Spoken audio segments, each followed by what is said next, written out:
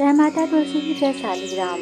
आप सभी का स्वागत है अमर की एकादशी व्रत के पारण पर द्वादशी पर आज हम माता तुलसी की कथा का पाठन करेंगे। हमारे द्वारा प्रस्तुत की गई धार्मिक कथा कहानियों में संपूर्ण आस्था हो तो अपना समर्थन अवश्य दें। किसी नगर में एक ब्राह्मण रहा करता था। वह अत्यंत गरीब था, परंतु उसका नित्य का नियम था कि वह प्रतिदिन मंदिर जाया करता था। ब्राह्मण जिस मंदिर को जाता, उस मंदिर में समक्ष ही माता तुलसी का एक पौधा लगा था। ब्राह्मण माता तुलसी को देखकर तुरंत ही लोटे में जल भरकर उन्हें अर्पण करता और मन ही मन श्रद्धा से कहता, हे तुलसी माता, तुम मेरे घर आनंद से रहना। इतना कहने के बाद वह मंदिर के अंदर जाता तथा अन्य देवी देवताओं की पूजा अर्चना करता और लौटकर अपने घर को आ जाता था। ब्राह्मण का अब यह नित्य का नियम हो गया था। वह नित्य ही मंदिर जाता और सदैव माता तुलसी से कहता कि माता तुलसी, आप मेरे यहाँ आनंद से रहना। उसके ऐसे वचनों को सुनकर माता तुलसी ने एक दिन विचार किया, इस मंदिर में तो अनेकों भक्त आते हैं। कोई मुझसे वरदान मांगता है तो कोई मुझसे सकुशल रहने की स्वयं की कामना करता है, परंतु यह ब्राह्मण तो बड़ा विचित्र है जो मुझसे अपने ही घर में आनंद से रहने का आग्रह कर रहा है। अवश्य मुझे इसकी सहायता करनी चाहिए, क्योंकि यह तो निस्वार्थ भाव से मेरे ही आनंद में कथनों का स्वागत कर रहा है। माता तुलसी ने यह विचार किया और वह ब्राह्मण के घर जाने के लिए एक सुंदर कन्या का रूप धारण करके मंदिर की सीढ़ियों पर ही बैठ गईं तथा ब्राह्मण के आने की प्रतीक्षा करने लगी। जैसे ही भोर हुई तो ब्राह्मण आया। पुनः उसने सबसे पहले लोटे में जल को भरा, माता तुलसी को सींचा और मन ही मन प्रार्थना की। इसके बाद वह मंदिर की सीढ़ियों पर पहुंचा। सीढ़ियों पर उसने कन्या को देखा जो मन मन मुस्कुरा रही थी। तब ब्राह्मण आगे बढ़ा। जैसे ही ब्राह्मण आगे की ओर बढ़ा, कन्या ने पुकारा, ब्राह्मण, मैं तुम्हारे घर जाना चाहती हूँ, क्या तुम मुझे अपने घर ले चलोगे? कन्या के वचनों को सुनकर ब्राह्मण विचार करने लगा, मेरे यहाँ तो पहले से ही 6 कन्या हैं, फिर यहाँ 7वीं कन्या का मैं क्या करूँगा? और फिर मैं तो इतना निर्धन हूँ कि 6 कन्याओं का ही भरण पोषण नहीं कर पा रहा हूँ। बड़ी ही मुश्किल से मेरा ग्रह चल रहा है, फिर मैं इस कन्या को ले जाकर क्या कर सकता हूँ? अपने ही विचारों पे विचार करके ब्राह्मण ने कहा, हे पुत्री, मैं तुम्हें उत्तर नहीं दे सकता, मुझे क्षमा करो, तुम कोई और घर ढूंढो। इतना कहकर वह मंदिर में पूजा कर अपने घर को लौटा, परंतु वह बड़ा ही व्याकुल था। ना उसे खाना खाया जा रहा था और ना उसे और कुछ सुध रहती थी। इस पर ब्राह्मणी ने पूछा, हे स्वामी, आप बड़े व्याकुल लगते हैं, क्या बात है? पर ब्राह्मण कहने लगा, मैं मंदिर गया था, वहाँ बहुत सुंदर कन्या बैठी थी। वह कहती थी कि मैं तेरे साथ घर को चलूंगी, परंतु मैं पहले से ही 6 पुत्री का पिता हूँ, अतः मैं उसे अपने घर ना ला सका। वह मेरी प्रतीक्षा करती हुई मंदिर में ही बैठी रही। मैं उसे लेकर बड़ा ही व्याकुल हूँ। ब्राह्मण के कथनों को सुनकर ब्राह्मणी कहने लगी, हे स्वामी, जिस प्रकार हम 6 कन्या का पालन पोषण कर रहे हैं, जिस तरह उनका विवाह करेंगे, उसी तरह हम 7वीं कन्या को भी पाल सकते हैं, उसका भी विवाह अवश्य कर सकते हैं। आप जब मंदिर जाओ और अगर वह कन्या वहाँ मिले तो आप उसे लेते आना। ब्राह्मण को ब्राह्मणी का सुझाव सूझ गया। वह प्रातःकाल मंदिर को गया तो उसने देखा कन्या वहाँ पर बैठी हुई थी।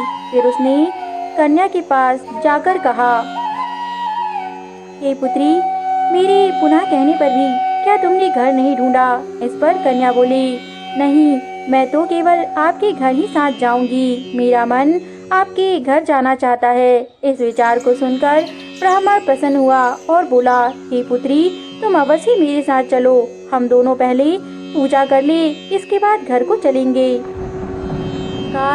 ब्राह्मण ने नित्य नियम के अनुसार पूजा आराधना की, माता तुलसी को जल चढ़ाया और प्रार्थना की।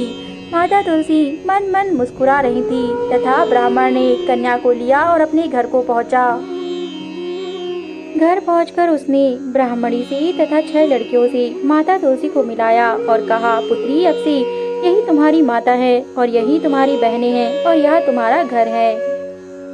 जैसे ही माता तुलसी ब्राह्मण के घर में निवास करने लगी, उसका घर शांति और रोगों और दरिद्रता से मुक्त हो गया तथा वे वहाँ पर सकुशल शांति के साथ जीवन यापन करने लगे।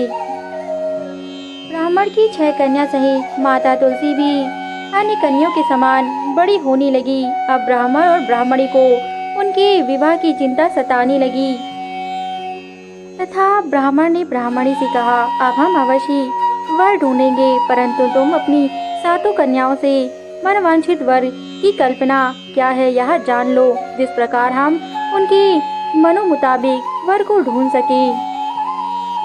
इस प्रकार ब्राह्मणी ने अपनी सभी कन्याओं से उनके वर के विषय में पूछा तथा उनकी मनसा पूछी।